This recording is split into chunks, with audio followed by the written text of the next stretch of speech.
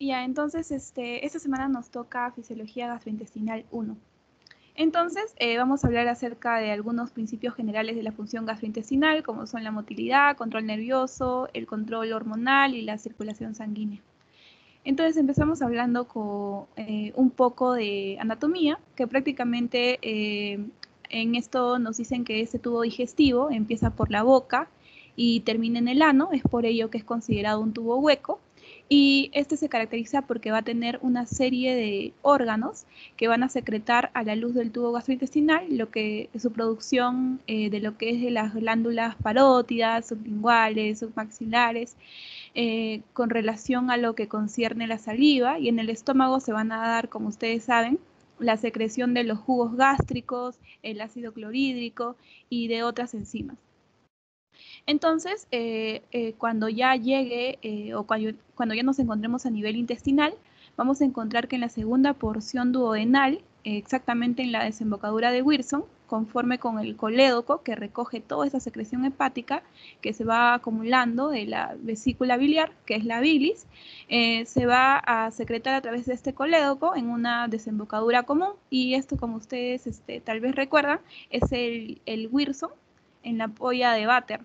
Entonces, también se va a dar una secreción a este nivel y van a también a influir algunas células propias del intestino delgado que también van a, después de esto, van a pasar a absorberse, o sea, la comida se va a pasar a absorber a nivel del intestino delgado, como es yeyuno, ilion, y posteriormente pasa a lo que es el colon ascendente, transverso, descendente, y finalmente llega al sigmoides y al ano. Entonces, es por eso que el sistema gastrointestinal consiste entonces en una secreción de una serie de sustancias, como son enzimas digestivas y moco, que va a ayudar a los diferentes procesos digestivos fisiológicos. Y entonces vamos a tener aquí el capilar, que viene a ser la unidad funcional básica del intestino delgado, yeyuno ilio, para poder así ver cómo esta sangre va a recoger toda la absorción y todos los nutrientes que se ha ingerido. Además, los nutrientes después del proceso digestivo, que es la degradación, va a llevar a una serie de secreciones y se va a extender a lo largo de este ilion y yeyuno. Y también esta gran capilaridad, que quiere decir que es una sangre rica en nutrientes, va a ser recogida a través de la vena mesentérica superior y la vena mesentérica inferior, y esto, como ustedes saben, forma lo que sería la vena porta, y esta recién ingresa al hígado para lo que sería el proceso metabólico del hígado, y es por ello que esta gran capilaridad va a tener una gran importancia.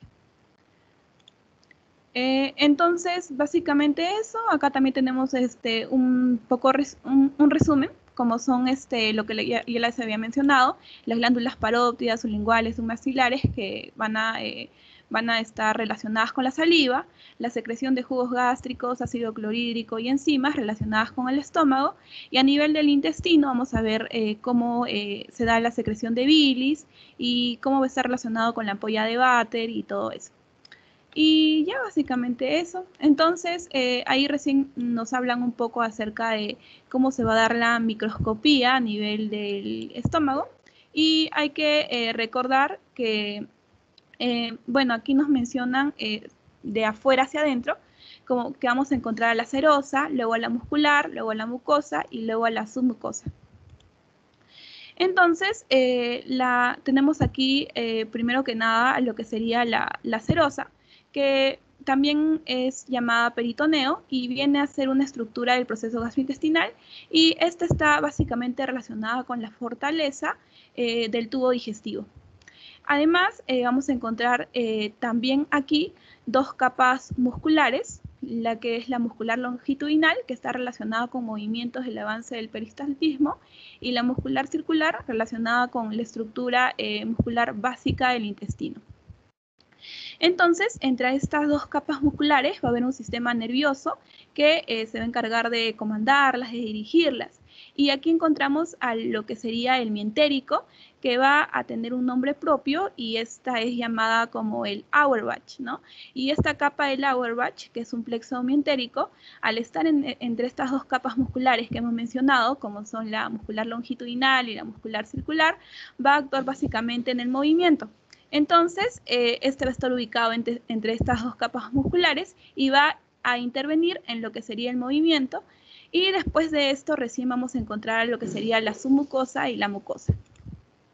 Entonces, entrando a la submucosa, podemos decir que esta está debajo de la mucosa y que viene a ser un tejido conectivo que se caracteriza porque va a ser muy vascularizado y va a estar en limitación, por así decirlo, con la mucosa, la muscularis mucosae, y esta viene a ser una capa muy fina de músculo que va a intervenir en la secreción.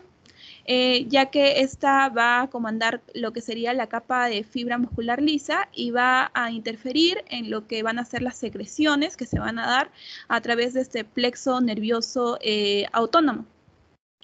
Entonces, vamos a tener dos tipos de plexos, como ya les había mencionado. El primero es el Auerbach, como decía en la diapositiva anterior, maneja el movimiento, y la otra, que maneja las secreciones, vendría a ser el plexo submucoso a través de esta capa muscular llamada muscularis mucosae.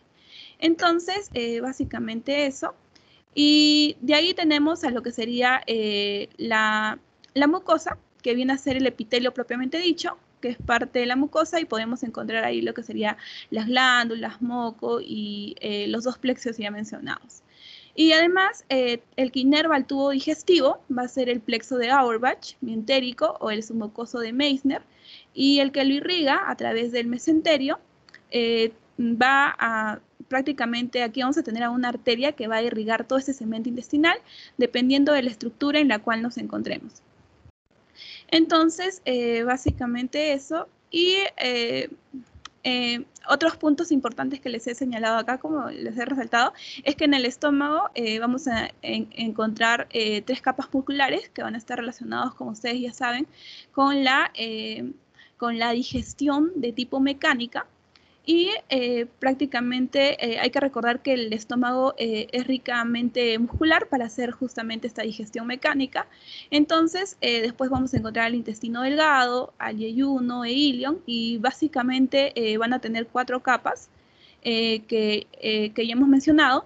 Y aquí tenemos la capa mucosa, que se va a encargar de absorber de la secreción y alimentación que tiene que absorberse. También encontramos acá algunas vellosidades y mucosidades que van a contribuir para que se ejerza una mayor absorción en esta área, ¿no? Y esto va a depender de la distribución también. También nos hablan un poco acerca del colon, qué capas vamos a encontrar, como son la muscular longitudinal y la circular, que se retraen un poco y van a intervenir en lo que sería el proceso defecatorio. Básicamente eso. Otra cosa que nos hablan aquí es acerca de estas secreciones y el gran desarrollo de vellosidades de la mucosa del intestino delgado y yeyuno e ilion, que es básicamente para formar el capilar, donde va a llegar la sangre arterial y va a salir esta sangre venosa. Pero como ustedes saben, en la sangre venosa, que va a ser recogida por esta mesentérica superior, para que forme posteriormente, como ya habíamos mencionado al principio, lo que sería la porta, ir ahí recién a dirigirse directamente al hígado. Entonces, va a ser una sangre rica en componentes de absorción, y esto va a estar irrigado y va a estar siendo absorbido gracias a esta gran cantidad de capilares que van a existir debajo de estos pliegues. Ya básicamente eso. Entonces, otro concepto que nos hablan es acerca de la nutrición, que vamos a tener ahí 5 puntos importantes, como son la digestión, circulación, secreción, absorción y motilidad. Entonces, aquí les he puesto un cuadrito y como que resaltando las partes más importantes, como que la digestión básicamente lo que busca es reducir las moléculas grandes en moléculas medianas o pequeñas, para que pueda así hacer más fácil lo que es su absorción. Además, hay que recordar que esta digestión viene a ser el trozado, el moldeado y la disminución de lo que nosotros hemos comido para que recién pueda ser digerible. El otro punto es la secreción, que prácticamente en este tubo digestivo, que va desde el ano al recto, se van a secretar diferentes sustancias, enzimas, agua, algunos electrolitos, y esta secreción de agua puede ser directamente entre célula y célula, es decir, paracelular, o puede ser junto al enterocito, paracelular, o directamente del enterocito, transcelular.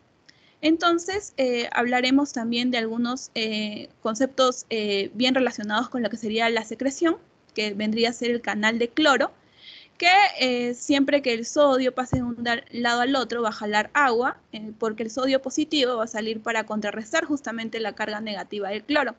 Entonces, ¿qué es lo que pasa? Esta célula, que es el enterocito, va a empezar a secretar líquido cuando estos canales de cloro van a estar abiertos, generando o ocasionando lo que es diarrea. Y esto sucede con algunas patologías como es el cólera. También las secreciones de cloro se pueden deber a la apertura, como también a la apertura de esos canales de cloro, como también a las del calcio. Y aquí tenemos un concepto importante, como que las secreciones de 8 a 9 litros de líquido van a estar relacionadas con la suma de la saliva de jugo intestinal, el jugo gástrico, jugo biliar, entre otros, ¿no? Sumando eso, tendríamos una secreción de alrededor de 8 o 9. Entonces, también nos hablan acerca de la absorción, que básicamente va relacionada con la capilaridad que ya hemos mencionado en estas mucosas intestinales del yeyuno e ilion, en la cual se van a distribuir estos volúmenes extensos con los nutrientes que hemos consumido. Finalmente, esto se va a absorber a través de, como ya habíamos mencionado también, de la mesentérica superior, y así recién va a llegar a lo que es el hígado. Entonces, básicamente eso.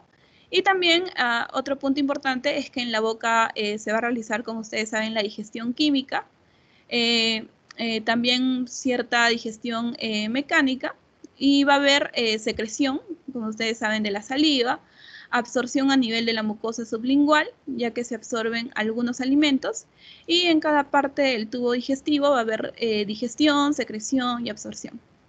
Entonces, los que más van a destacar según el segmento del tubo digestivo van a ser la digestión, la secreción del estómago y la segunda porción duodenal, y la absorción, que va a ser el más importante del intestino delgado. Y ahí tenemos a lo que sería el yeyuno y el ilion. Entonces, también esto va a estar asociado directamente con lo que sería una buena circulación. Y bueno, gracias a este movimiento, un adecuado movimiento va a contribuir a lo que sería una adecuada motilidad, secreción, digestión, absorción y también defecación.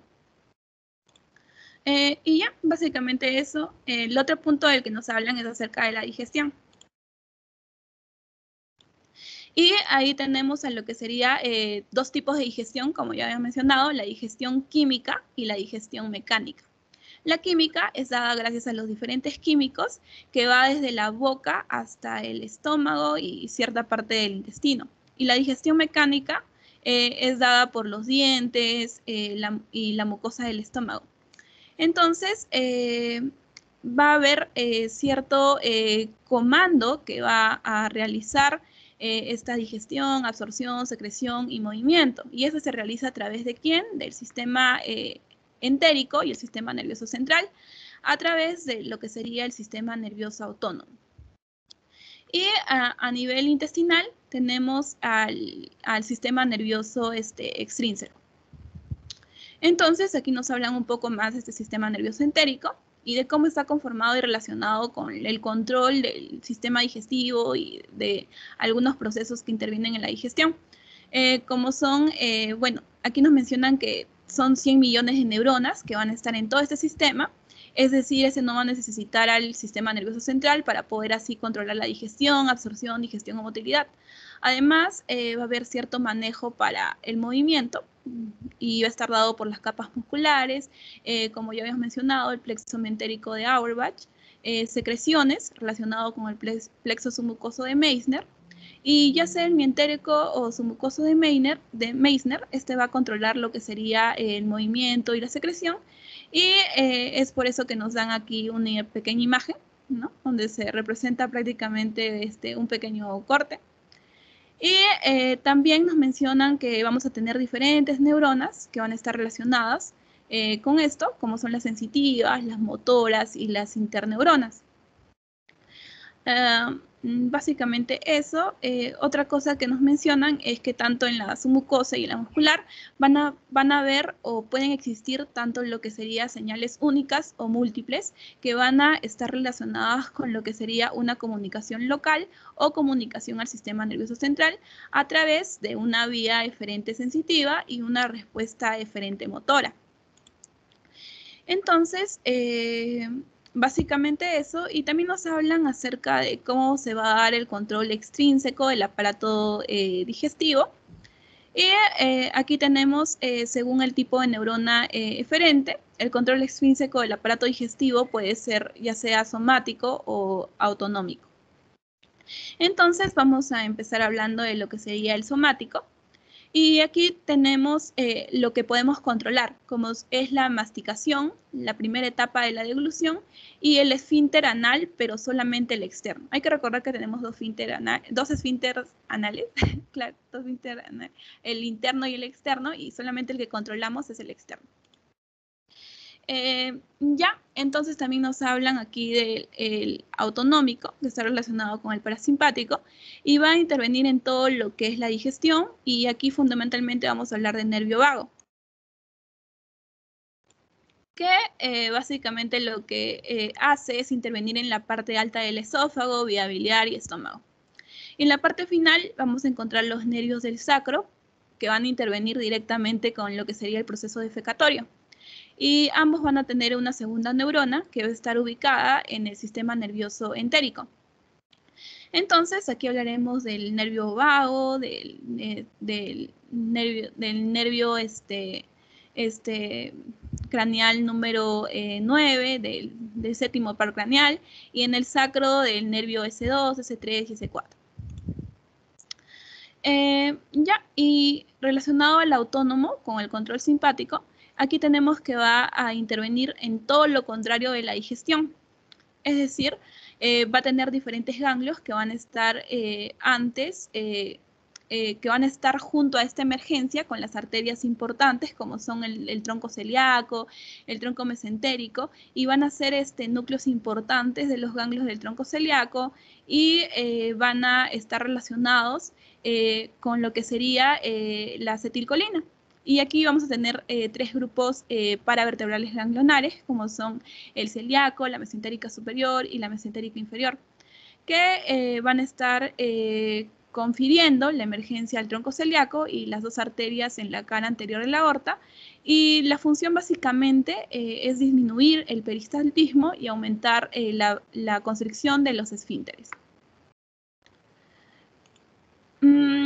Y ya, aquí es aquí donde nos hablan aquí también un poco del esfínter pilórico, que va a contribuir al vaciamiento gástrico, la digestión mecánica, porque es importante, ¿no? Y que va a estar conformada por la pared gástrica y cómo este músculo contrae e impulsa esta zona mitral, es decir, la zona prepilórica, y cómo este píloro se cierra para ejercer lo que sería la digestión mecánica. También nos hablan del esfínter iliocecal y de cómo se va a dar, o ya habíamos mencionado, ¿no? Que vamos a tener dos tipos de esfínter a nivel del ano recto, el externo y el interno, y solamente controlamos el externo.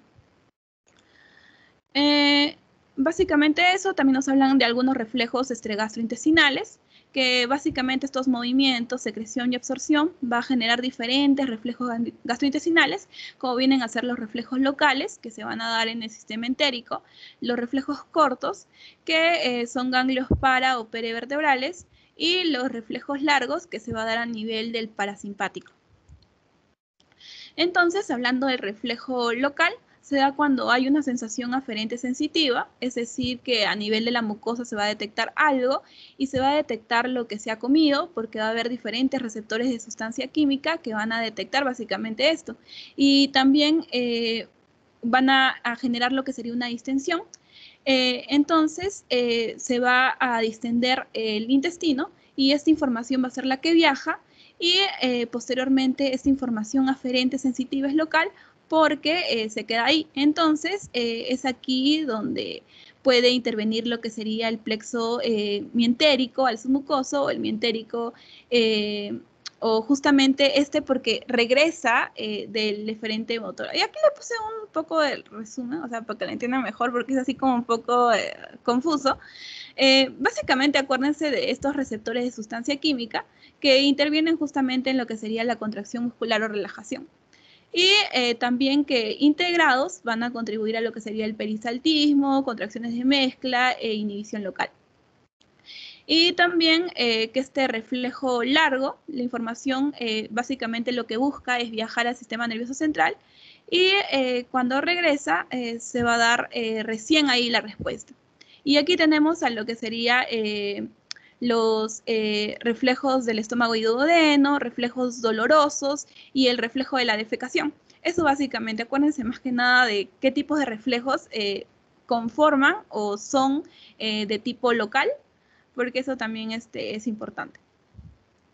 Y en caso del reflejo corto, tenemos a los que van a ir del intestino a los ganglios prevertebrales y cómo estos van a regresar. Y tenemos diferentes reflejos de tipo corto, como son el gastrocólico, que quiere decir básicamente que la información se inicia a nivel gástrico y este probablemente puede detectar ya sea una distensión y va a generar entonces una señal que va a ir al tronco celíaco y del tronco celíaco va a regresar la señal al colon y el volumen entonces en este reflejo va a ser detectado.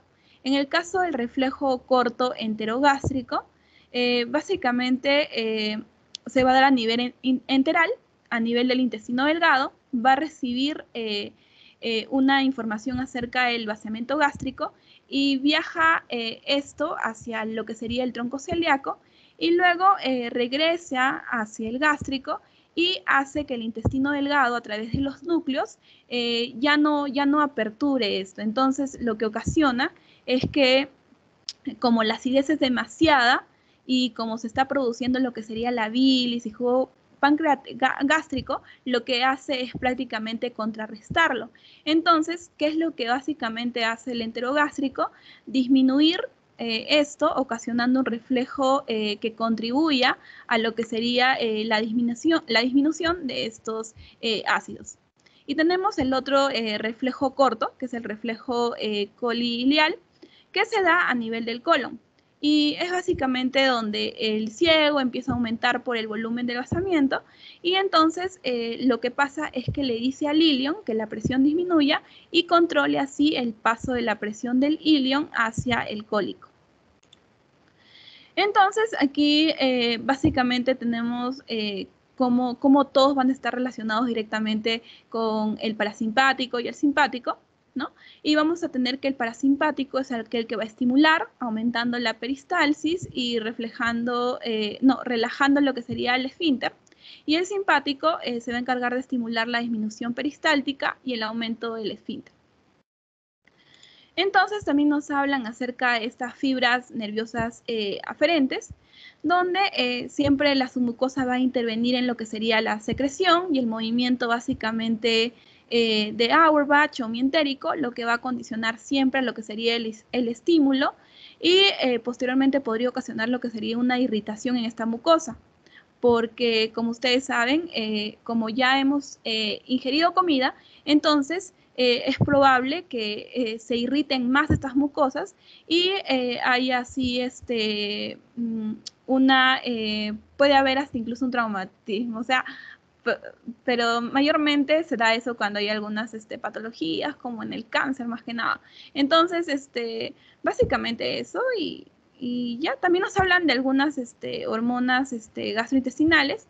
Y bueno, aquí tenemos a lo que serían las células APUT, que esto es lo más importante. Y estas se van a localizar en varias partes del tubo digestivo, pero básicamente se van a encontrar en el estómago e intestino delgado.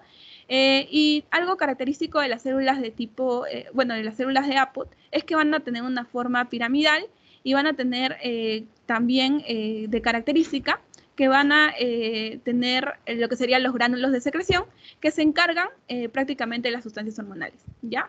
Eso es lo más importante, que estos gránulos de secreción se encargan de las sustancias hormonales. También otro punto importante es que van a ser polipéptidos, es decir, varias proteínas y aminoácidos que van a ser secretados para posteriormente producir lo que sería un estímulo a diferentes células nerviosas y células glandulares. Entonces, lo que ocasionan es producir básicamente a través de una excitación nerviosa y glandular, lo que sería la secreción de hormonas. Entonces, como ustedes saben, esta secreción de hormonas, o como yo lo había mencionado, podría ser paracrina, endocrina, ¿no? Y ahí es donde vamos a tener aquí una foto, bueno, nos colocan en la teoría a esta célula nerviosa, básicamente es como que para identificarla. Y ya básicamente eso. Otra cosa importante es acerca de las funciones que van a tener estas hormonas gastrointestinales, ya que van a intervenir básicamente en lo que sería el movimiento y la secreción. Y aquí tenemos las células APUT o SNET, células amino precursor upstase carboxilasa, eso es lo que prácticamente significa, y las células APUT y las células SNET es prácticamente lo mismo, ¿no? Y van a tener una forma piramidal, gránulos en la base, como ya habíamos mencionado anteriormente, en la anterior diapositiva, y estos gránulos de secreción son los que básicamente contribuyen a la secreción de hormonas. Y ya básicamente eso. Entonces, ya, acá nos ponen una tablita, donde nos mencionan algunas hormonas como son la gastrina, la colecisionina y la secretina, que van a intervenir básicamente en lo que sería la secreción biliar y la secreción pancreática. Entonces, tenemos diferentes hormonas, pero aquí como que nos ponen las más importantes. También nos ponen otra diapositiva en la teoría acerca de las hormonas gastrointestinales, y aquí lo clasifican según las familias, ya sea la familia de la gastrina o la familia de la secretina, y estas secretinas básicamente se encargan de secretar agua y líquido, ¿no? Básicamente eso. Entonces, es aquí donde nos hablan un poco más acerca de esas hormonas y con qué funciones van a intervenir. Y también nos hablan acerca de cómo se llaman las células tumorales, ¿no? Que se ocasionan a partir de estas hormonas gastrointestinales. Entonces, hablemos primero de la gastrina, que básicamente van a ser aminoácidos, van a tener este origen en las células APUT, ¿no? Y como ya habíamos mencionado al principio, significa células precursoras, célula G también, y van a tener una ubicación en el antro gástrico y también en el intestino delgado proximal, básicamente en la primera porción. Y va a tener diferentes funciones como son aumentar la secreción de ácido clorhídrico y pepsina. También van a contribuir a aumentar el crecimiento de la mucosa del estómago e intestino, aumentar la motilidad gástrica y disminuir la intestinal. También va a contraer lo que sería el cardias para que no exista justamente lo que sería el reflujo gástrico, y también va a contribuir a aumentar la secreción de la insulina luego de la ingestión proteica. Entonces, es aquí donde hablamos lo que les había mencionado acerca de los gastrinomas, que son tumores.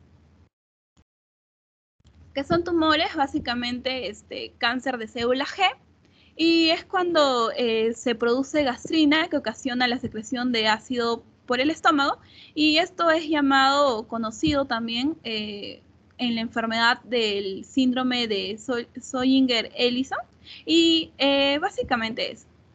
También nos hablan acerca de la colecisionina, o también conocida como CCK, y básicamente esta hormona se relaciona directamente con lo que sería la vesícula biliar y contribuye a lo que sería básicamente la contracción de la vesícula biliar, secretar el jugo pancreático, que está rico en enzimas, aumentar la secreción de la secretina en la producción de jugo pancreático alcalino, es decir, bicarbonato, inhibir también lo que sería el avanzamiento gástrico, también va a tener un efecto trófico sobre el páncreas, también va a contribuir a aumentar la secreción de la enteroquinasa, aumentar la contracción del píloro y también la motilidad intestinal, y también básicamente a aumentar la secreción de glucagón. Entonces, una de las funciones básicas que va a tener esta colecistecinina va a ser disminuir justamente el pH. También nos hablan acerca de la secretina, que va a tener su origen en las células S del intestino superior y contribuye básicamente a aumentar la secreción del bicarbonato pancreático, a aumentar la acción de la CCK o colecistecinina, a disminuir la secreción ácida gástrica y aumentar la contracción de lo que sería el píloro, así como la disminución del vaciamiento gástrico.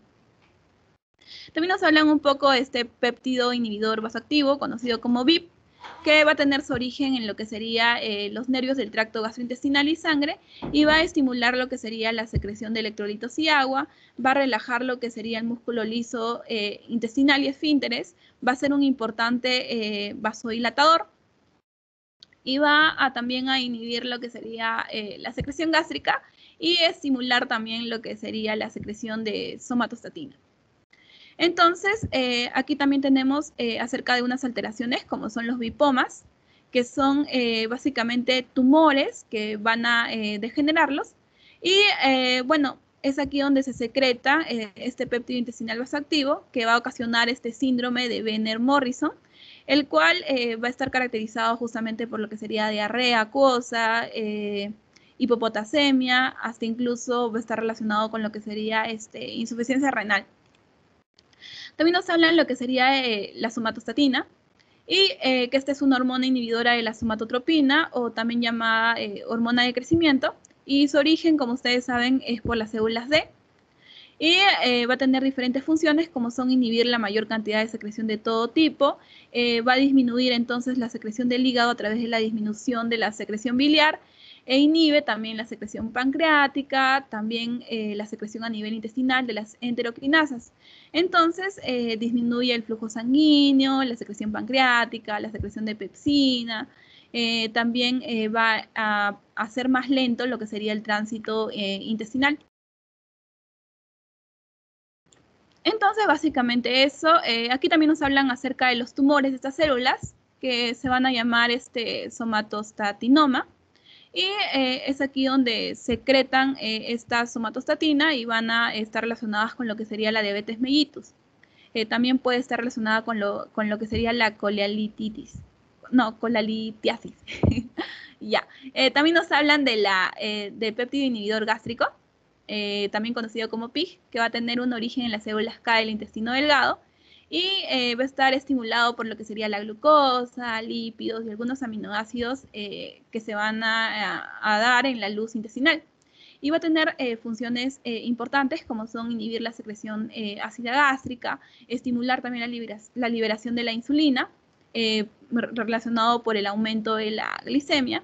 Y básicamente eso. También nos hablan acerca de la motilina, que algo importante aquí es su origen, que es dado en las células de la mucosa duodenal, y también algunas funciones importantes como son contraer el músculo liso intestinal, regular la motilidad interdigestiva, y van a existir también diferentes tumores que van a estar relacionados con este tipo con esta motilina, como son los insulinomas, los glucagonomas y también lo que sería el feocromocitoma.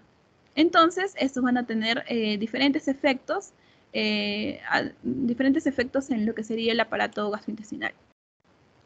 Finalmente nos hablan acerca de esas células intersticiales, llamadas de Cajal, que van a tener una importante actividad eléctrica a nivel de la musculatura lisa, y por eso es considerado un marcapaso entérico, ¿ya? Y también va a estar relacionado con lo que sería el sistema nervioso entérico y también con la hormona gastrointestinal. Y entonces, básicamente hay que recordar que estas células intersticiales de Cajal son considerados un marcapasos entérico y un marcapaso espontáneo a nivel intestinal. Básicamente eso. También nos hablan un poco de la irrigación a través de la red mesentérica. Nos hablan aquí de la aorta abdominal, el tronco celíaco, posteriormente que va a dar sus ramas, coronaria somática, la rama hepática, la rama esplénica, el tronco de la mesentérica, y ahí recién tenemos a lo que sería la mesentérica superior para irrigar a lo que sería el intestino delgado, colon derecho, el asta transverso derecho y la mesentérica inferior para irrigar lo que sería el colon izquierdo y el sigmoide. También nos hablan acerca de cómo se da la formación de la porta. Como ustedes saben, o como ya lo habíamos mencionado, se da por la mesentérica superior e inferior. Y también van a llevar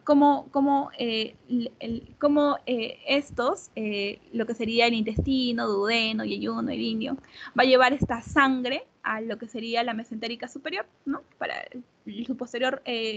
su posterior unión con lo que sería la mesentérica inferior y así poder formarla. Básicamente es lo que nos hablan en el tema 1, bueno, en la parte número 1 del tema 11. Y bueno, eso es lo más importante que he encontrado en la teoría. Entonces, en la segunda parte, lo que sería fisiología gastrointestinal 2, nos hablan aquí del músculo liso gastrointestinal, donde básicamente cuando hablamos de músculo liso nos acordamos que es aquel músculo que no controlamos, ¿verdad? Entonces, también esto está relacionado con lo que sería el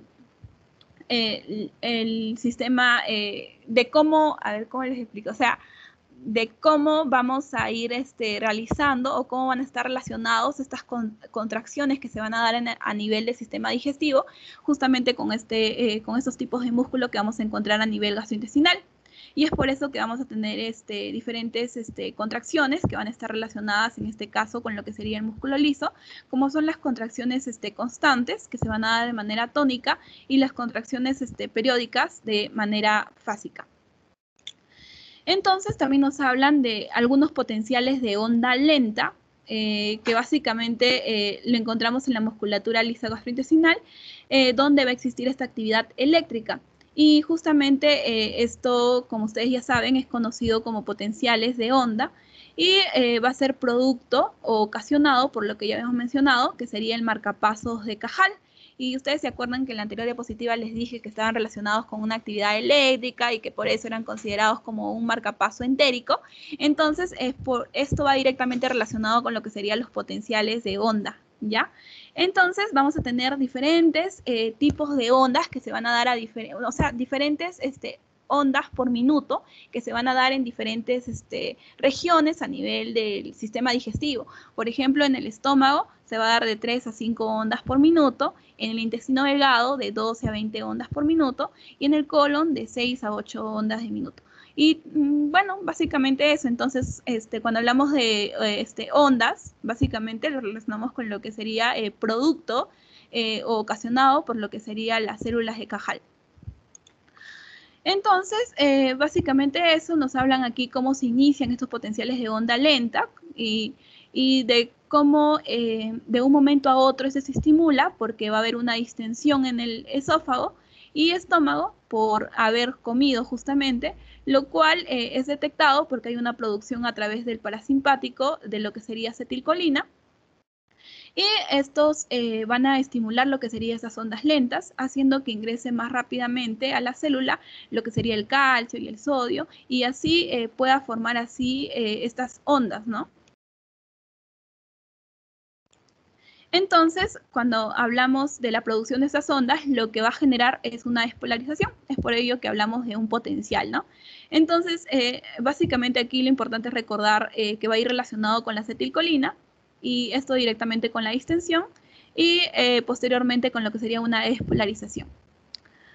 Básicamente eso, también nos hablan acerca de cuándo se da esta hiperpolarización, cuando básicamente en el sistema entérico hay noradrenalina y este va a estar actuando sobre el simpático, ¿no?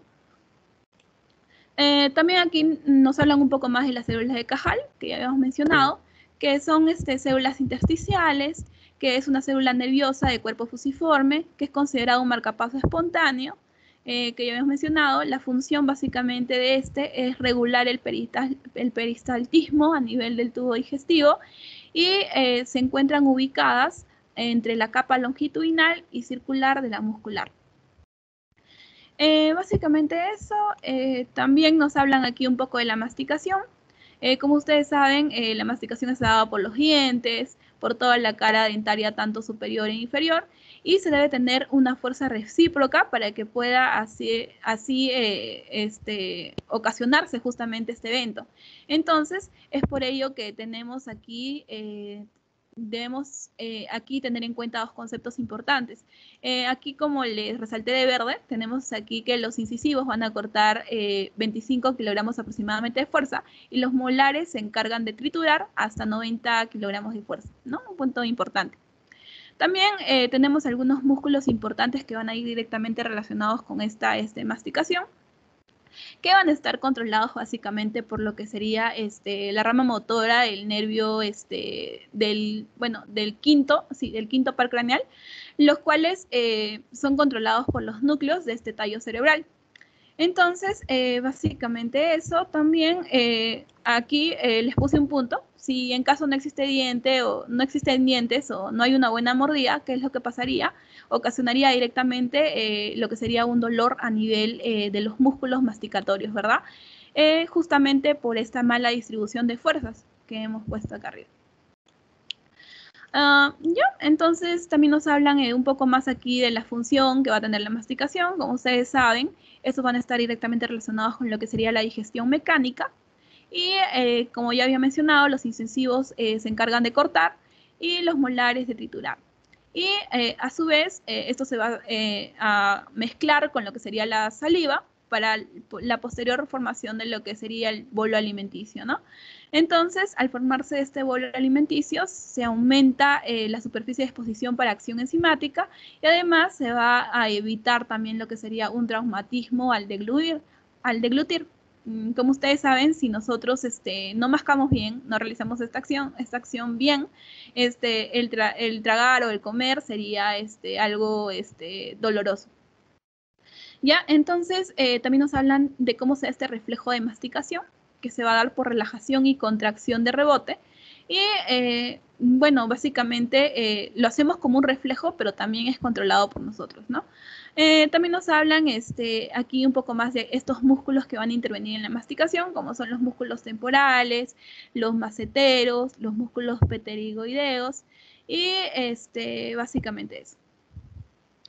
Acá también puse otro punto importante, básicamente algo para recordar que estos músculos cuando se inflaman también generan un dolor, básicamente en la articulación temporomaxilar.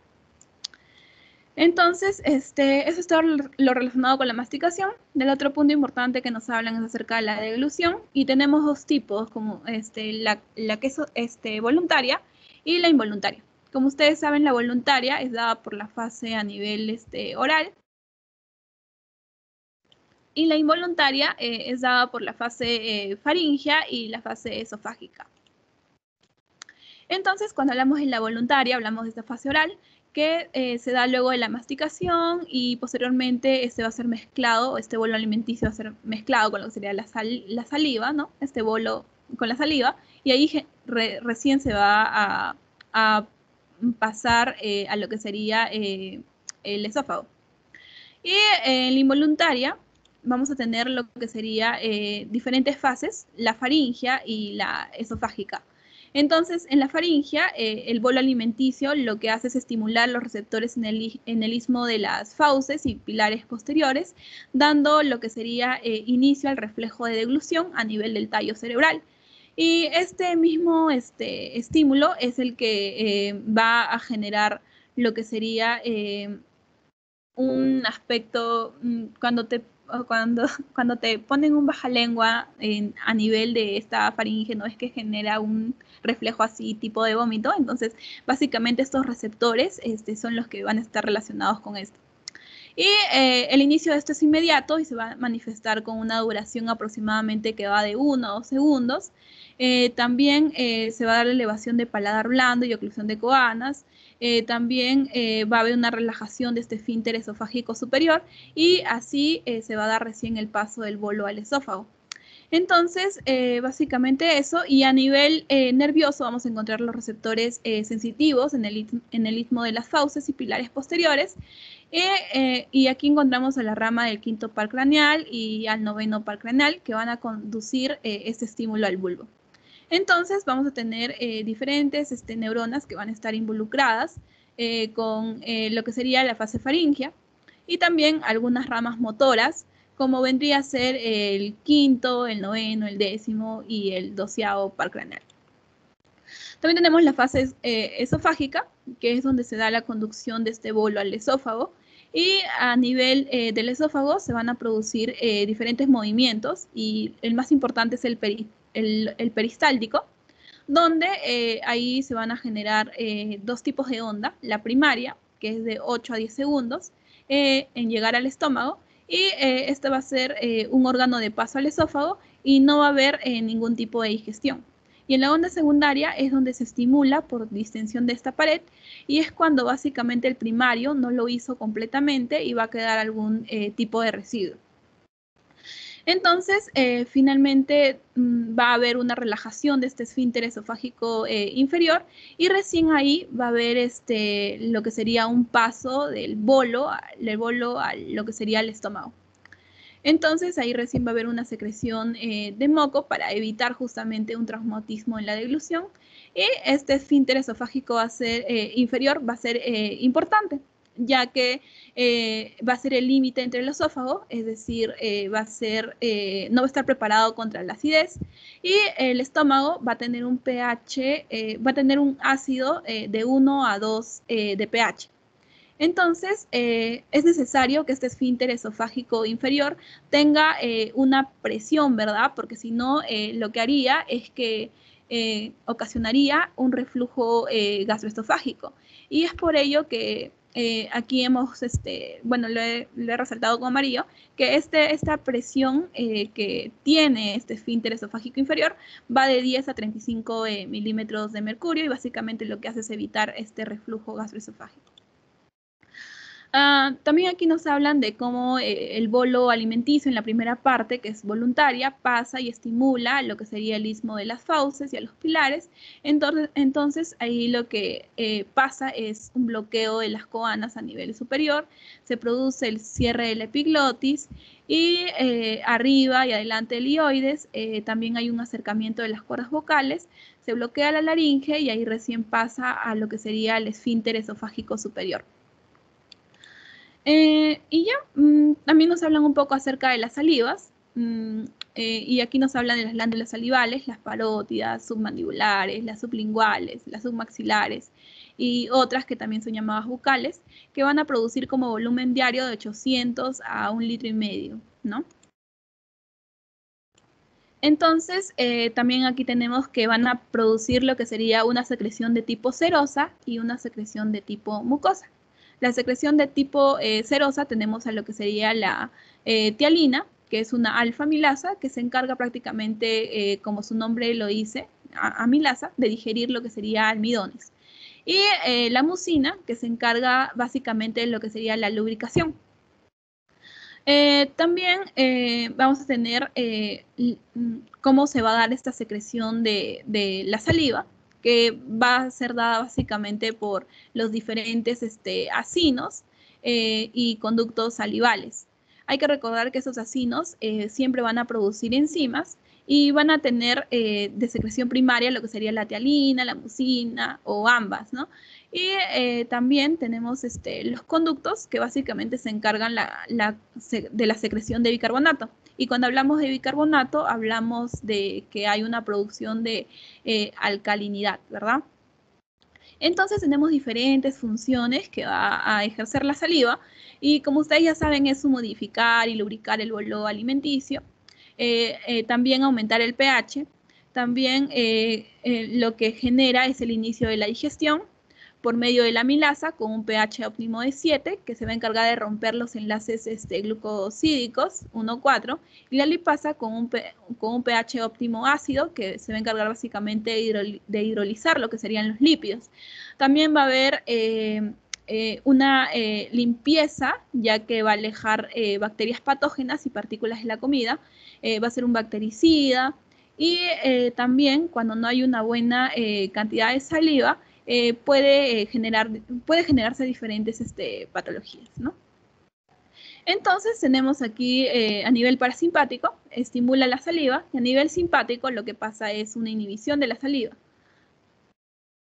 También nos hablan de el acino, que es el ducto que tiene receptores muscarínicos beta, a través del parasimpático y simpático, y hay una estimulación así de este calcio, de las enzimas, tanto amilasa y lipasa. También nos hablan del esófago, que prácticamente, como ustedes saben, es considerado un órgano de tránsito y va a medir entre 20 a 22 centímetros, ¿no? Y esto va a depender de cada uno. Entonces, el esfínter esofágico superior, tenemos ahí también al esfínter esofágico inferior y al esófago corporal. Básicamente eso, y también algo importante es acerca de la presión que debe tener este esfínter esofágico inferior para evitar lo que ya habíamos mencionado, que sería el reflujo gástrico. Entonces, aquí hablamos, ¿se acuerdan que les mencioné que uno de los movimientos más importantes justamente de este esófago era el peristaltismo? Entonces, es ahí donde se van a dar diferentes, dos tipos de movimientos. El movimiento primario, que es desencadenado por la deglución, y el movimiento secundario, que es producido justamente por la distensión local. Es decir, cuando el primero no ha podido hacerlo bien, no ha sido, y siguen quedando algunos residuos, entonces recién se produce un movimiento secundario, ¿no? Entonces, en el esófago no hay ningún tipo de digestión, solamente van a haber movimientos y algunas secreciones de moco para impedir justamente lo que ya habíamos mencionado, que sería un traumatismo o una lesión, tal vez por la comida, que puede ser demasiado sólida, ¿no? Entonces, tenemos algunas diferencias de peristaltismo esofágico, como son alimentos húmedos o secos, que pueden estimular más o menos en 2 degluciones seguidas. La segunda deglución va a ser más débil y el pH del esófago es de 6 a 8, ¿no? Y esto va relacionado contrariamente con lo que sería el pH del estómago, que tiene un pH que va de 1 a 2. Entonces, es por ello que, como ya habíamos mencionado, existe una barrera antirreflejo. Y es ahí donde tenemos a lo que sería este límite, ¿no? Que ya habíamos mencionado. También nos hablan un poco de la función gástrica y tenemos aquí, como ustedes ya saben, a lo que sería el estómago, ¿no? Entonces recordamos aquí que es una estructura ricamente muscular, que va a tener 3 capas, a diferencia del tubo digestivo. Y esto también va a tener 3 tipos de esfínter, lo que sería el cardial, el esofágico superior y el pilórico. Entonces, va a ejercer una digestión de tipo mecánica gracias a estos músculos justamente que tiene. Entonces se va a contraer para empujar todo este contenido del bolo y los jugos gástricos hasta el píloro cerrado. Además, otra cosa importante es que a nivel del antro va a tener receptores que van a captar todo lo que muele y lo que mezcla, y va justamente a contribuir a que se haga homogéneo. Y así recién va a dejarlo pasar, ¿no? Entonces, el estómago va a tener diferentes partes, ¿ya? El fondo, o también llamado superior, el cuerpo, también llamado medio, y el antro, también llamado a nivel prepilórico. También otra cosa importante es que tenemos aquí 2 tipos de C, ¿no? No sé si se acuerdan, 2 tipos de C, la curvatura menor y la curvatura mayor. Y entonces se establece que hay un marcapaso gástrico ubicada en el primer tercio superior y los 2 tercios inferiores, que es la célula de Cajal, y esta va a estimular lo que sería la contracción desde el fondo, cuerpo y antro, y se cierra con lo que sería el píloro, y así regresa hasta homogenizarse, lo cual va a ser detectado por diferentes receptores químicos y de pH, y ahí recién va a comenzar lo que sería el vaciamiento gástrico a través de lo que sería la apertura de este esfínter pilórico, ¿no? Entonces tenemos la parte superior, que es el fondo, donde se va a dar el almacenamiento y propulsión, y la parte inferior o antro, donde se va a dar la mezcla, trituración y propulsión. Entonces, hablamos aquí de algunos movimientos que se van a dar en diferentes periodos, ¿no? Por así decirlo, diferentes fases, como cuando comiste, cuando no comiste, o luego de comer. Y es ahí donde tenemos el movimiento en ayunas, Como ustedes saben, este movimiento se da cuando no se ha comido nada. Entonces va a haber un complejo motor migratorio, ¿no? Donde esos movimientos que van a ir recogiendo estos desechos de los residuos que no han pasado completamente. Y además van a estar aquí el antro y también continúa el yeyuno, duodeno, el lirio. Además, también se va a dar cada 90 a 120 minutos y va a estar, va a constar de 3 fases. La fase 1, que consiste en el 60% del ciclo sin movimiento. En la fase 2, donde se da el 30%, que es la presión intermitente, donde no hay movimiento. Y la fase 3, donde efectivamente hay ondas de contracción, ¿no? Y conforme el 10%. También tenemos el movimiento postprandial, o sea, es decir, luego de comer. Y aquí tenemos también la relajación receptiva, es decir, cuando el estómago se relaja y pasa a tener una capacidad pequeña a poder llenarse con lo ingerido. También tenemos la acomodación, que es al crecer se acomoda, y el peristaltismo antral, que va a tener diferentes tipos de ondas, ya sea A, B, C. Y la contracción posteriormente del esfínter. Y es aquí donde hablamos de algunos reflejos vago-vagales, donde en la parte superior se va a producir lo que sería el almacenamiento y los reflejos vago-vagales van a generar lo que sería la relajación receptiva que se va a dar por la reducción justamente de ese tono gástrico proximal que se va a relacionar con lo que sería deglutir. Y esto se va a dar justamente por lo que sería una adaptación de tipo gástrico.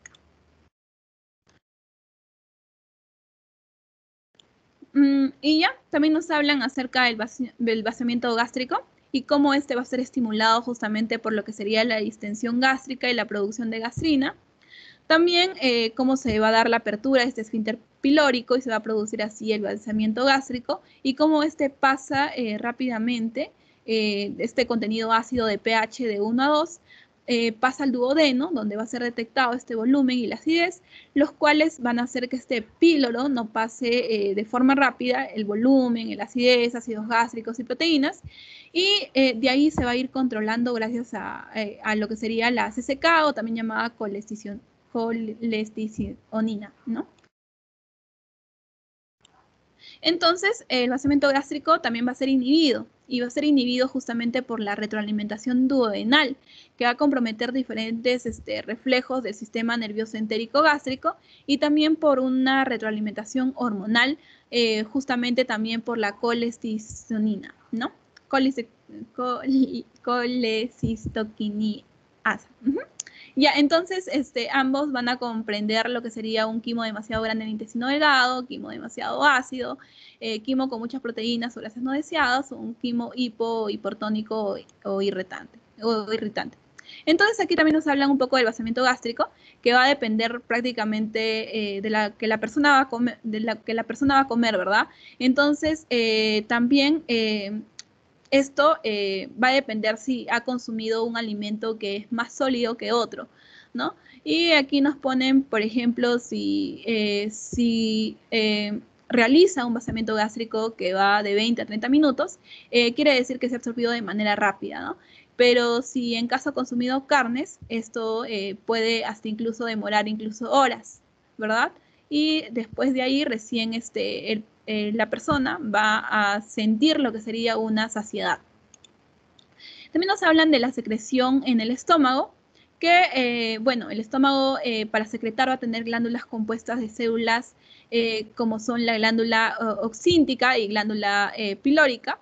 Y las glándulas oxínticas lo encontramos en lo que sería en el fondo y cuerpo, y ahí tenemos al ácido clorhídrico por las células parietales, al pepsinógeno por células principales, al factor intrínseco por las células parietales y al moco producido por las células caliciformes o mucosas, ¿no? Y estos van a conformar entre el 70 al 80% del estómago.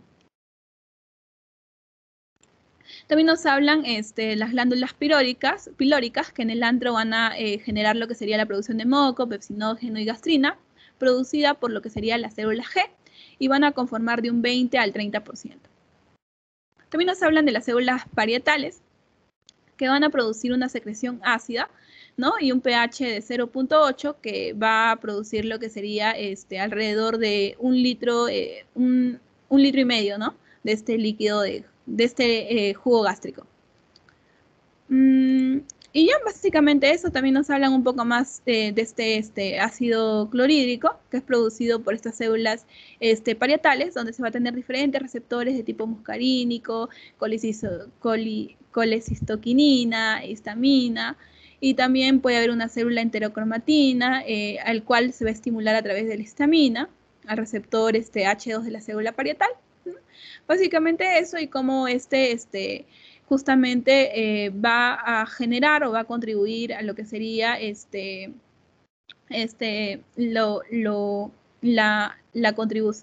que sería la acidez, ¿no? Entonces, también tenemos algo muy importante en esto, que serían las bombas de protones, es decir, y esto está relacionado con lo que serían algunos fármacos, como son omeprazol, que van a contribuir a disminuir justamente esta acidez. También tenemos el pepsinógeno y células principales, que en medio ácido se transforma en pepsina para ejercer justamente esta acción proteolítica, y se inactiva cuando el pH es mayor a 5, ¿no? Y es decir, se secreta de manera inactiva y se va a activar gracias a la acidez de las células parietales. Entonces vamos a tener aquí enzimas que van a ejercer una función de tipo digestiva. Y aquí tenemos a lo que sería la lipasa gástrica, ¿no? Y también la gelatinasa. ¿Ya?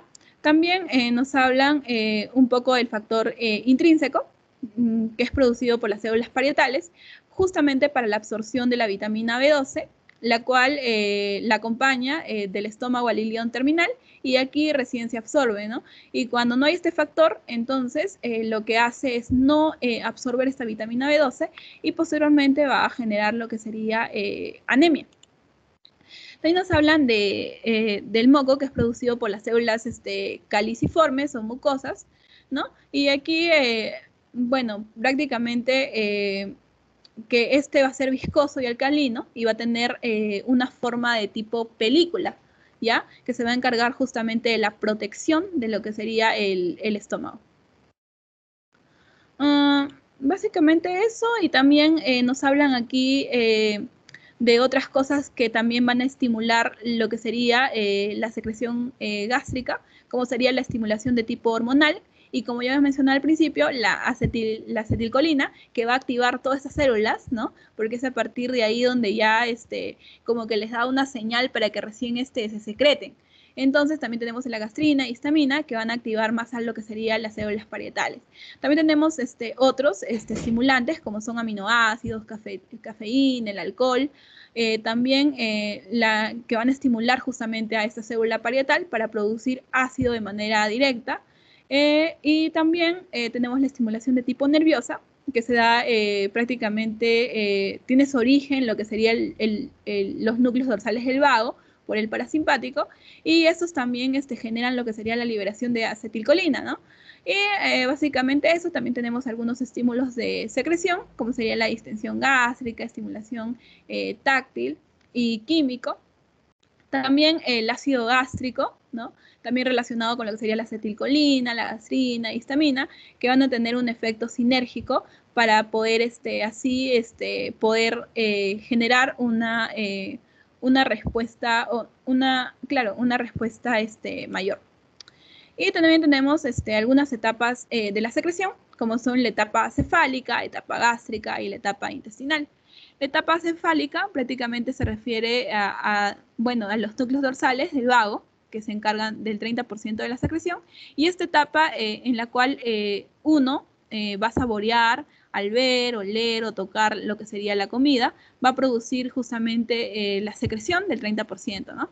La etapa gástrica se da por los reflejos vagovagales, entéricos y gastrina, y aquí es donde se produce el 60% de la secreción. Y obviamente esto es cuando se degluce la comida, se producen estos reflejos y secreciones.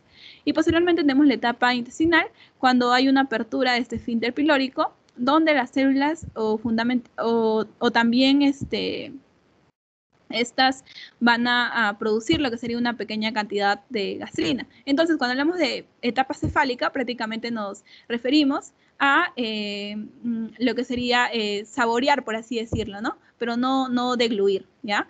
En la etapa gástrica recién hablamos de dilución y en la etapa intestinal es ya cuando básicamente hablamos de lo que sería la producción de la gastrina y todo eso, ¿no? Entonces, también hablamos aquí de una inhibición de la secreción gástrica, que se da por un reflejo enterogástrico a nivel nervioso y donde prácticamente los alimentos pasan al intestino delgado y se produce por el sistema simpático y vago por extensión, ¿no? Y esto se da por presencia de ácido, grasa, proteínas degradadas a nivel hormonal y también estos, como sería la colecisticionina, la CCK, la somatostatina y secretina, van a inhibir lo que sería la secreción gástrica otra vez que se produzca la apertura de del píloro, ¿no? Es decir, vaciamiento gástrico. Y básicamente eso. También nos hablan, bueno, de la parte 3 de la fisiología gastrointestinal, ya, la última parte. Y aquí nos hablan básicamente de la secreción del tubo digestivo y cómo el contenido del vaciamiento gástrico que atraviesa el píloro hacia la primera y segunda porción duodenal se va a mezclar con lo que sería el vaciamiento del jugo gástrico y con la secreción de bilis. Y como ustedes saben, la secreción de bilis es prácticamente producida por el hígado, ¿verdad? Entonces, también nos van a hablar básicamente de eso y también vamos a recordar un poco más acerca del páncreas. Entonces, el páncreas viene a ser, como ustedes ya saben, un órgano considerado tanto endocrino como exocrino, ¿ya? Y una de las funciones endocrinas es secretar insulina, glucagón, y la exocrina es producir aproximadamente 1,5 litros, lo que serían las enzimas digestivas, bicarbonato y agua, ¿no? Entonces, a nivel histológico, viene a ser un órgano de tipo retroperitoneal y va a tener una parte tanto acinar y una parte ductal, ¿no? Y aquí encontramos lo que sería las células que van a ejercer esta función tanto endocrina o exocrina. Entonces, básicamente eso, también nos hablan de cómo van a influir en lo que sería en la secreción de lipasas, ¿no? Secreción de proteasas y amilasas, ¿verdad? También,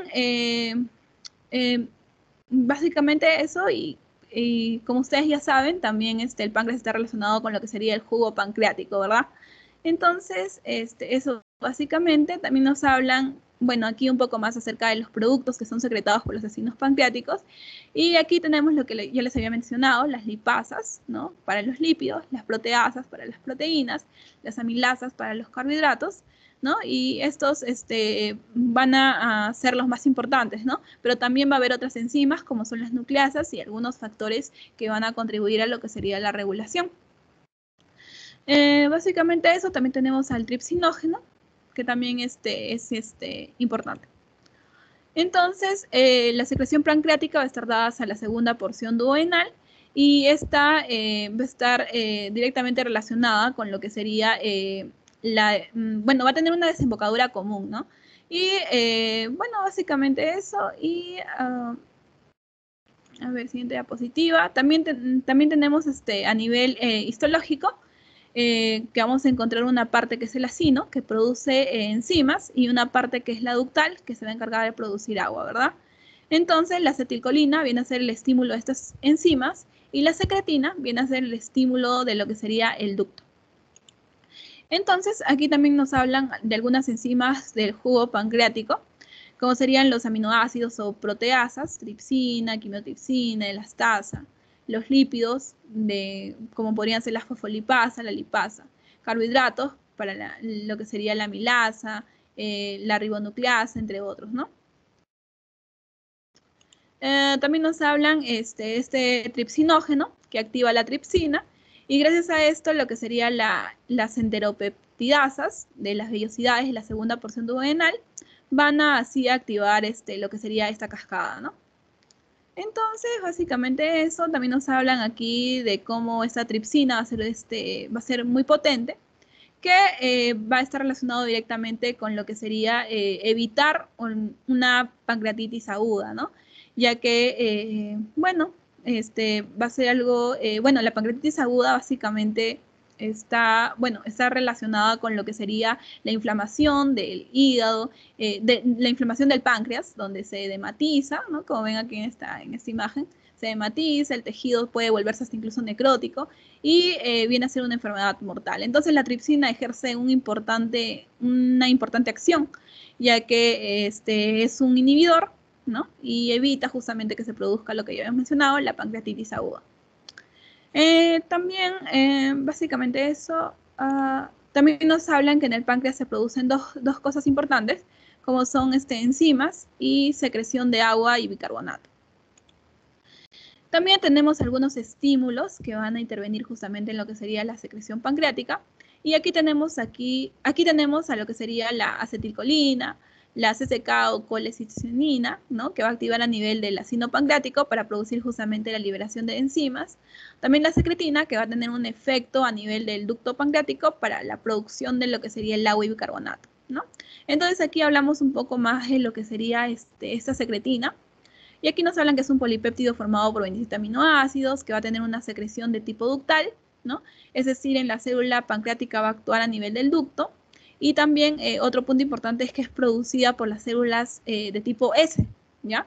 Las cuales se van a encontrar en la zona del vaciamiento gástrico. También las células van a detectar la acidez, mientras mayor sea, más se van a estimular. Es decir, mientras más acidez haya, voy a encontrar más estimulación de estas células de tipo S, ¿no? Y bueno, básicamente eso. Eso es lo más importante. Y también otro punto que aquí les resalté es que el agua es para diluir justamente el bicarbonato para contrarrestar lo que sería el vaciamiento gástrico, ¿no? Esa es prácticamente la importancia que va a tener la secretina relacionado con el agua y bicarbonato. También aquí nos hablan de cómo este jugo pancreático va a ser ricamente alcalino, ¿no? En comparación con lo del plasma, ya que prácticamente van a contrarrestar lo que sería la acidez del vaciamiento gástrico, ¿ya? También nos hablan de la colecitinina, bueno, un poco más, que tiene una secreción de tipo acinar, que es producida por las células de tipo I, que va a ser estimulada por los ácidos grasos de cadena larga, fundamentalmente algunas proteasas y peptonas. También es producida en los primeros 90 centímetros del intestino delgado, también es algo importante, y esto va a lograr a través del calcio que se empiece la producción enzimática, ¿no?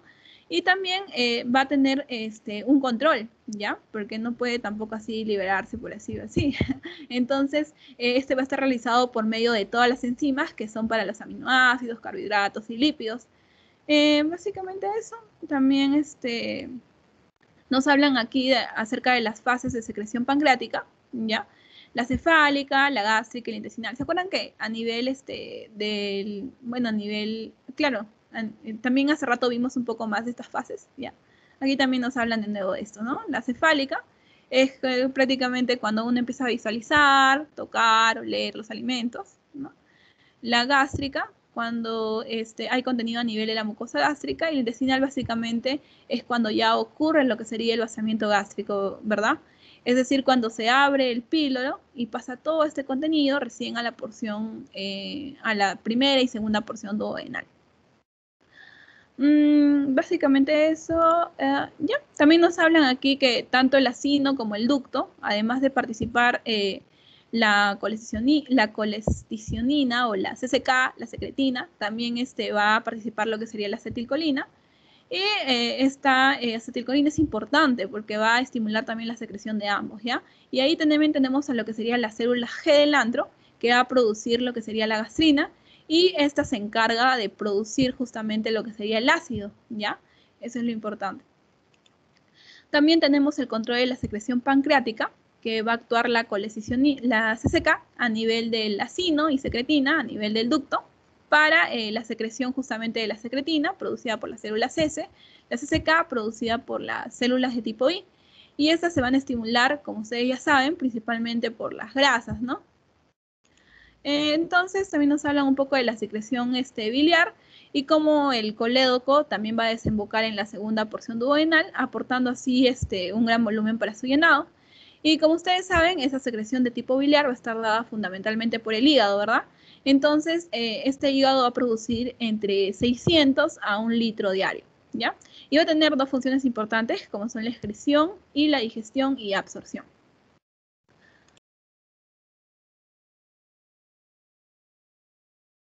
Y ya, también nos hablan la vesícula biliar, que va a tener una capacidad de 60 centímetros cúbicos, y lo que hace es deshidratar, absorber agua, sodio, así como también, ustedes saben, va a estar relacionado con lo que sería la bilis, y va a incrementar entonces lo que son las sales biliares, colesterol, bilirrubina, y puede estar concentrado hasta incluso de 5 a 20 veces, ¿no? Básicamente eso, y también que al deshidratar la bilis va a aumentar lo que serían las sales biliares y bilirrubina, y va a disminuir lo que sería el cloro, el sodio y el bicarbonato. Y acá nos muestran la mucosa vesicular, donde se produce ese transporte, que lo que hace básicamente es absorber agua y sodio. Y nos hablan también del vaciamiento vesicular, cómo se va a realizar. Como ustedes saben, se produce aproximadamente 1 litro de bilis a razón de goteo lento. Y básicamente cuando la bilis se encuentra llena, ¿no? Desayunamos e ingerimos fundamentalmente ácidos grasos de cadena larga que van a estimular esta CCK. Entonces esta colecisticinina lo que hace es producir una contracción vesicular, lo cual produce un vaciamiento vesicular, ¿verdad? Entonces, básicamente eso, y esto va a estar relacionado también con lo que sería algunas, piedras que podemos encontrar, ¿no? A nivel de la vesícula. Va a ir directamente relacionado. También, ya, y básicamente eso. También nos hablan un poco del contenido de la bilis, que va a contener sales biliares que van a ser secretadas por los hepatocitos a razón de 6 gramos por día. Y como ustedes saben, es el precursor del colesterol, el cual por medio de una enzima llamada 7-hidroxilasa se convierte en ácido cólico y ácidos biliares primarios, ¿no? Entonces estos ácidos biliares primarios se van a conjugar con lo que sería la glicina, formando así lo que sería un tauro conjugado o glucoconjugado. Básicamente eso. También nos hablan de la circulación enterohepática, que se va a dar a nivel del intestino delgado y ileón terminal, y el 94% de sales biliares se absorben, y el 6% no se va a absorber, ¿verdad? Entonces, dentro del 94% de sales que se absorben, la mayor parte se reabsorbe, donde el 50% se absorbe por difusión en el intestino delgado, y el otro se absorbe por transporte activo del ilio, ¿ya? Y el 6% que no se absorbe va a ir al colon, y básicamente eso. Entonces, también eso va a estar relacionado con lo que no se absorbe, va a estar relacionado con lo que sería el color de las deposiciones y de la orina. También tenemos algunas funciones de las sales biliares, como son acción de detergente, es decir, emulsificadora. También disminuye la tensión superficial, también ayuda a lo que sería la fragmentación y contribuye a la absorción y formación de lo que serían las micelas, ¿ya? También nos hablan de la excreción de las sales biliares, que a nivel de las heces se excretan aproximadamente 10% de sales biliares, ¿ya? Que va a ir de 200 a 400 miligramos. También en caso, si hay alguien que presenta, no sé, una diarrea, va a haber una menor recaptación. Es decir, si hay mucho movimiento intestinal, no le va a dar tiempo para una correcta reabsorción. Entonces se va a perder una mayor cantidad de estas sales biliares, ¿ya? También la excreción de sales biliares también va a estar relacionado con problemas del ilio, donde se va a dar una mayor excreción de sal, y esto básicamente se da en algunas enfermedades como serían la enfermedad de Crohn o también linfomas. También nos hablan aquí un poco de las causas de los cálculos biliares, ¿ya? Como ustedes saben, esto va a ir relacionado directamente con lo que sería el comer grasas, ¿no? El cual va a estimular a lo que sería la CCK, que se va a contraer la vesícula para botar así la bilis, y lamentablemente esto va a ser una de las piedritas que va a obstruir lo que sería el paso, ¿no? Y esto va a generar que la bilis no pase. Entonces, lo que pasaría es que el intestino no va a entender esto y va a seguir produciendo bilis, bilis y más bilis. Entonces se va a contraer más, se va a contraer más y más y más y más, y ahí recién lo que va a generar es un cólico biliar, ¿ya?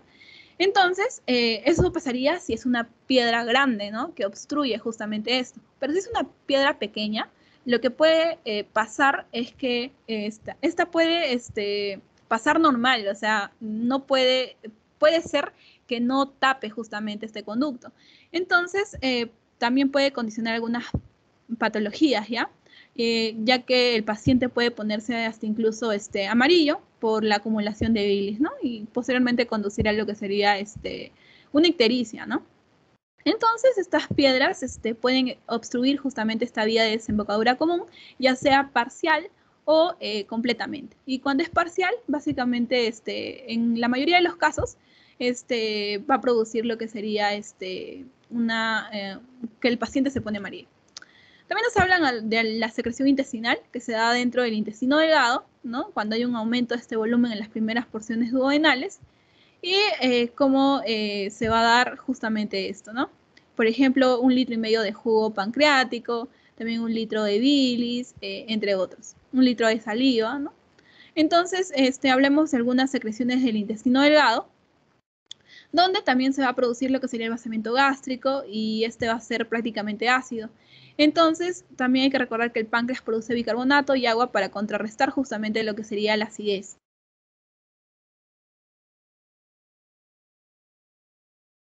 Entonces va a haber moco producido justamente por las glándulas de Brunner. Y estas van a estar estimuladas por la secretina, acidez y el estímulo vagal, y van a estar inhibidas por lo que sería el simpático, ¿no? Y a nivel de yeyuno vamos a encontrar estas criptas de Lieberkühn, ¿no? Vellosidades, también células caliciformes, enterocitos, y esto básicamente van a estar relacionados o van a contribuir a lo que sería aumentar la superficie de la mucosa y posteriormente también la producción de moco, ¿no? Entonces aquí hablamos de las células del enterocito, y no sé si ustedes se recuerdan, pero en histología como que habíamos escuchado de las células de Paneth, de las células caliciformes, ¿no? Entonces, básicamente eso, y ya prácticamente eso es lo más importante. También que el pH alcalino se va a dar gracias al moco y la producción de bicarbonato en el páncreas, ¿no? Y que el jugo intestinal no va a contener enzimas. Además, las enzimas se van a encontrar en el borde en cepillo y van a ser un vehículo acuoso para justamente la absorción. Finalmente nos hablan del movimiento que se va a dar en el intestino delgado, y tenemos ahí dos tipos de movimientos que se van a dar dependiendo si hemos comido o si no hemos comido o si ha sido después de la comida, ¿verdad? Entonces tenemos en el ayuno, que va a estar dado por justamente este complejo motor migratorio, como ya habíamos mencionado al principio, ¿no? Un poco de este complejo motor migratorio, y va a tener una duración prácticamente de 90 a 120 minutos, es decir, 2 horas, y va a poseer 3 fases, ¿no? Y después de la comida va a estar dada justamente por contracciones segmentarias, también llamada peristaltismo.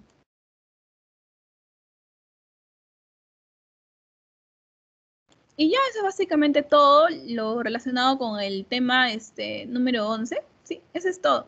Eso es todo, le he tratado de reducir, le he puesto lo más importante, como que señalándolo. Y bueno, chicos, eso sería todo, creo. Y gracias más bien por su atención. Hasta luego, cuídense.